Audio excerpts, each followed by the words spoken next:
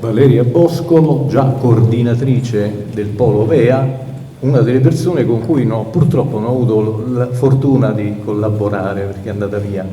poco prima che arrivasse. Prego.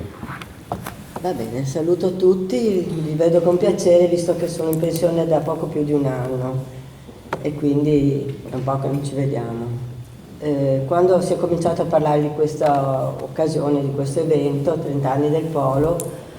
ho pensato che sarebbe stato bello ripercorrere quegli anni di lavoro e soprattutto, essendo ormai fuori, con una prospettiva più serena, senza vedere gli aspetti faticosi e negativi. Poi però, come ha già ribadito Maurizio, si era detto che non doveva essere un convegno di ricordi, di rimpianti, ma di visioni future, e infatti in questo senso è stato impostato anche il titolo, Prospettive per l'evoluzione di SBN, cosa su cui peraltro io sono d'accordo. Però mi ha messo un po' in crisi in quanto mi sono chiesta quale dovesse essere il mio contributo di ex responsabile del Polo.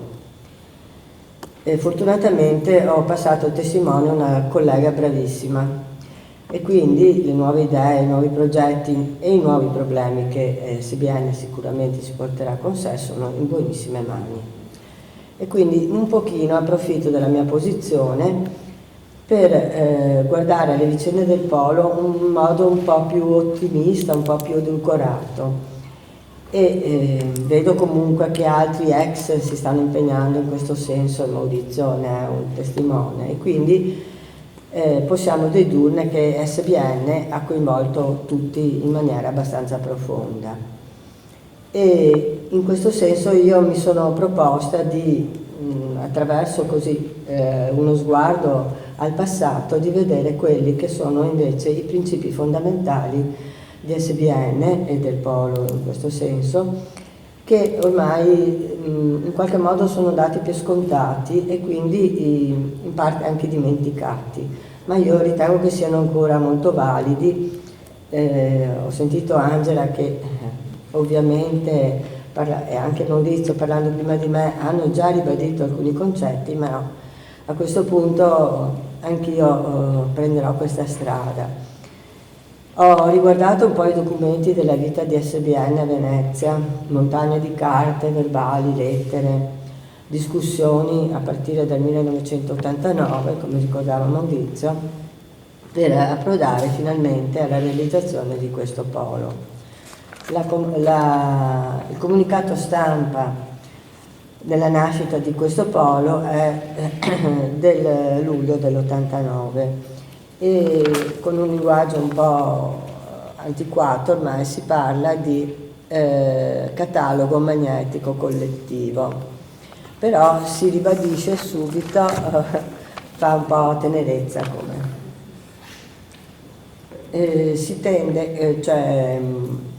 si ribadisce il compito di questa dell'automazione delle biblioteche che vuole dare un incremento alle esigenze delle utenze. Si tende in ultima analisi, e cito, a dare vita a un sistema integrato dei servizi bibliotecari cittadini in grado di rispondere alle richieste di un'utenza che va sempre più differenziando la propria domanda di informazione e di servizi. Quindi il Polo di Venezia è tuttora un polo su base cittadina. Si pensava che la città di Venezia avesse una serie di biblioteche molto interessanti come collezioni e come servizi da dare alla propria utenza, e quindi che l'ambito della città permettesse anche un interscambio con gli stessi utenti che in realtà ancora adesso girano tra una biblioteca e l'altra, in molti casi sono condivisi. Le prime biblioteche che hanno creduto in questo progetto, oltre alla Biblioteca Marciana, che grazie al Ministero ha finanziato, è partita e ha finanziato, è diventata capofila di questo progetto, la Querini Stampaglia, l'Istituto Veneto, l'Archivio Storico delle Arti Contemporanee, la Fondazione Levi e la Fondazione Cini. Successivamente, poco dopo, si è inserito anche lo IUAB, quindi una serie di biblioteche universitarie molto importanti per la città. E un po' alla volta negli anni c'è stata la seduzione di SBN che ha compreso praticamente tutte le biblioteche di Venezia, escluse le biblioteche civiche del comune.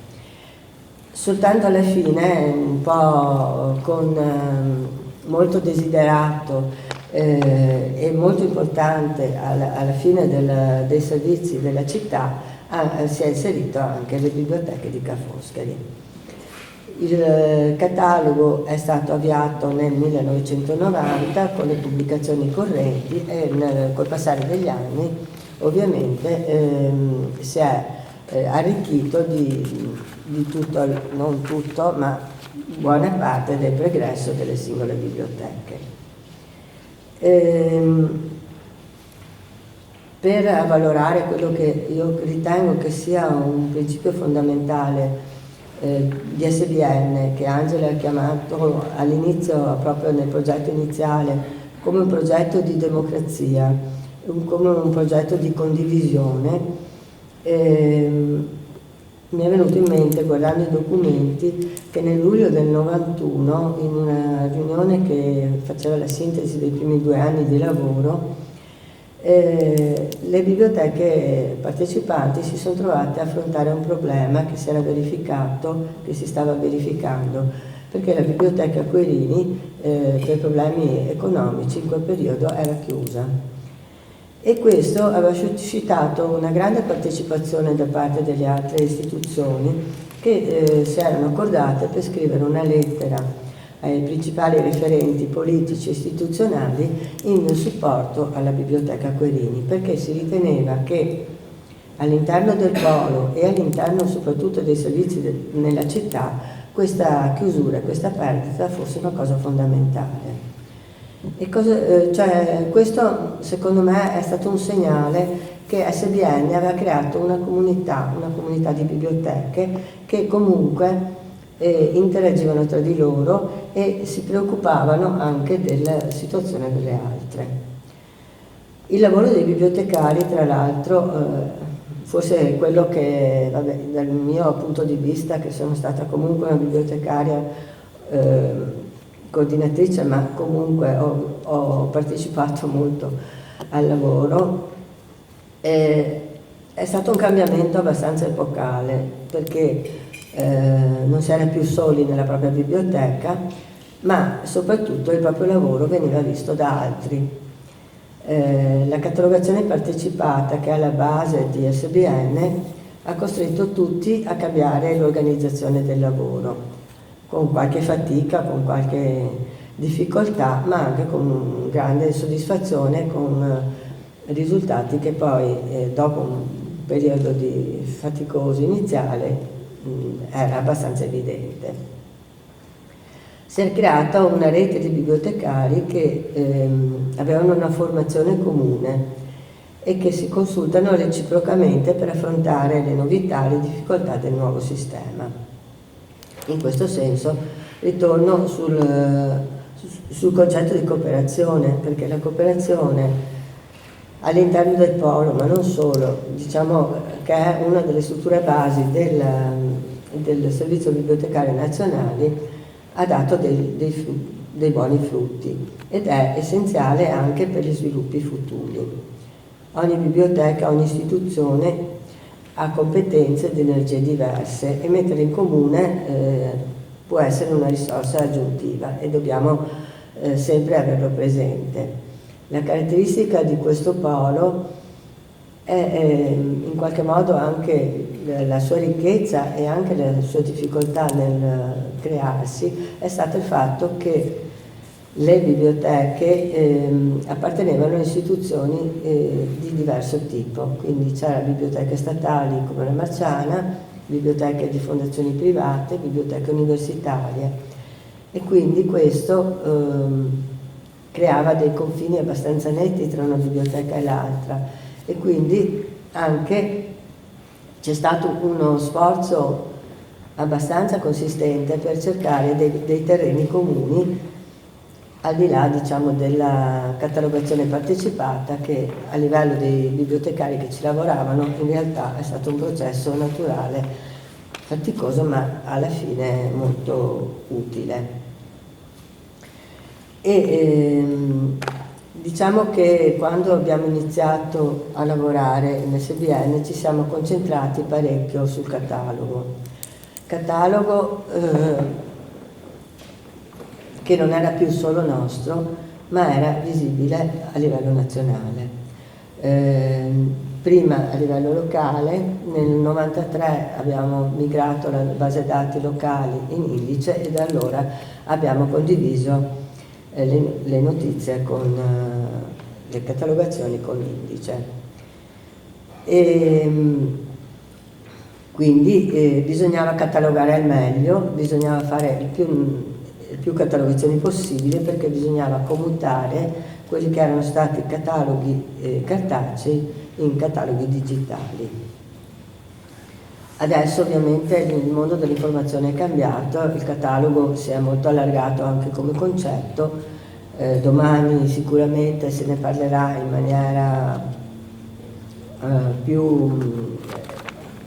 importante delle possibili evoluzioni, catalogo come confederazione di cataloghi e come tramite per l'accesso diretto ai documenti e alle risorse e a sempre più risorse. Resta però il fatto che il catalogo è comunque, i contenuti sono comunque alla base di tutti i servizi e ci sarà sempre qualcuno che deve fare questo lavoro, incrementarli in maniera scientifica, metterli a disposizione. Un'altra cosa che possiamo dire di questo polo è che è stato un polo di sperimentatori, il termine non è proprio esatto, ma nel senso che faccio riferimento a tutte quelle procedure nuove che ci venivano fornite, che avevano bisogno di un test. Quindi DM Cultura, adesso come si chiama, una volta aveva un altro nome, sa bene che ci siamo impegnati con molta impazienza a volte, con molta fatica, ma a un certo punto abbiamo avuto la consapevolezza che il nostro lavoro era un lavoro utile non solo per noi, ma che sarebbe servito a migliorare anche altri poli e altre biblioteche. Forse io ho una visione,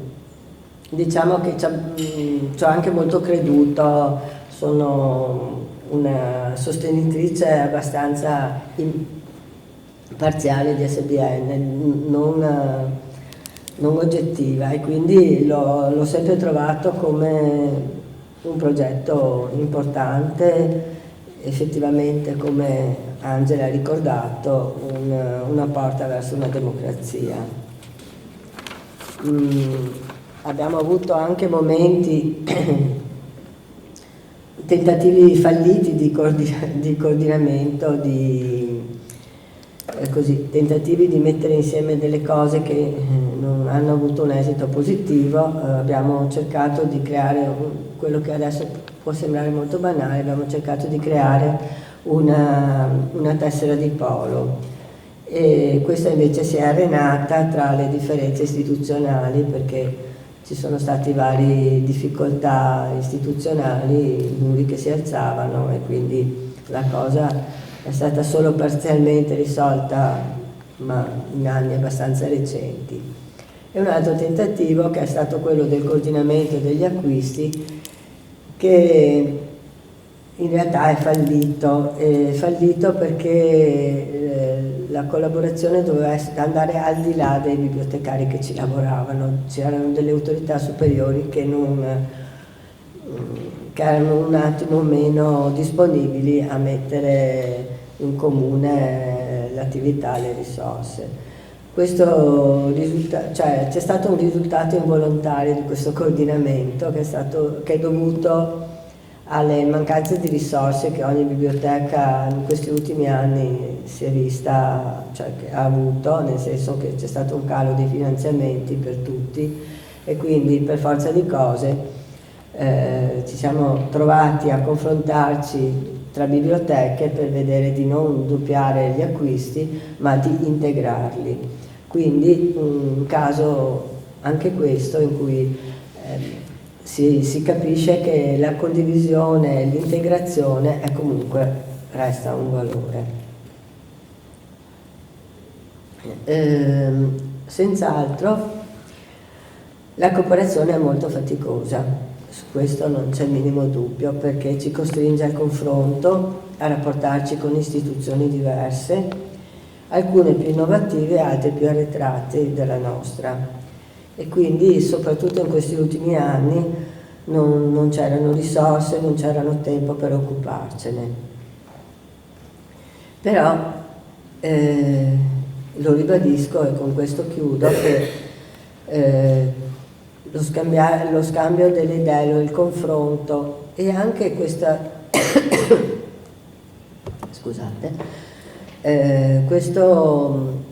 questa formazione comune che in questi anni c'è stata spesso e che mi sembra che ultimamente sia in corso una nuova ondata di aggiornamento che testimonia che le biblioteche tra di loro comunque sono legate, che hanno degli obiettivi comuni e che questi obiettivi devono continuare ad essere anche all'interno di una cooperazione, di uno scambio di idee, di servizi. Mi fermo e lascio la parola.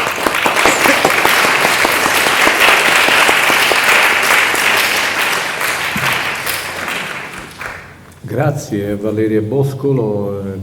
anche per la concisione e la chiarezza dei concetti. Mi sembra di poter riassumere dicendo che appunto quelli che sono stati i fallimenti potrebbero essere gli spunti per i nuovi servizi. Molto importante la sottolineatura sull'importanza dei contenuti, cioè i servizi sì, però al primo posto devono esserci e ci sono i contenuti. Un altro elemento che mi è sembrato interessante è questo della costituzione del polo come polo cittadino, che ai suoi esordi non è stato certamente il criterio seguito prevalentemente per la creazione dei poli, nel senso che credo che ci sia stato un avvio più magmatico e più che invece questa struttura adesso mi sembra risponda molto bene anche all'idea appunto di una struttura utile a pensare dei servizi nell'ambito cittadino, appunto per una comunità di utenti che è molto ben identificabile. Bene, io cederei allora la parola a un'altra colonna del Polo Vea, Cristina Celegon della Fondazione Querini Stampalia.